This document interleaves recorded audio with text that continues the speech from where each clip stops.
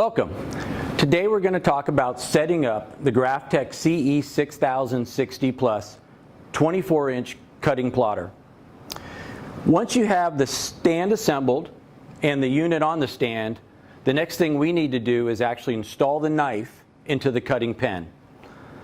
The blue tip of the cutting pen unscrews. So we're going to unscrew the tip, and the tip itself has a little brass holder inside of it. We're going to take the knife, which comes in a little plastic holding case. My knife is right here. I'm going to grab the knife and we're going to install it into the actual tip of the cutting pen. We want to take the sharp side of the knife and insert it into the pen, and it's just going to lay right in there. Once we have that in, we're going to screw that tip back onto the holder. Now the knife is installed into the holder.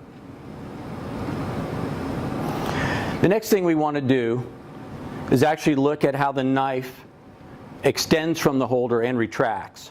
So the tip of the actual cutting pen can turn, and if we turn it clockwise, it's going to protrude the knife from the tip of the pen, and counterclockwise is going to retract the knife. This is important as we go through the coarse adjustment of the knife as we set it up to cut each individual paper type.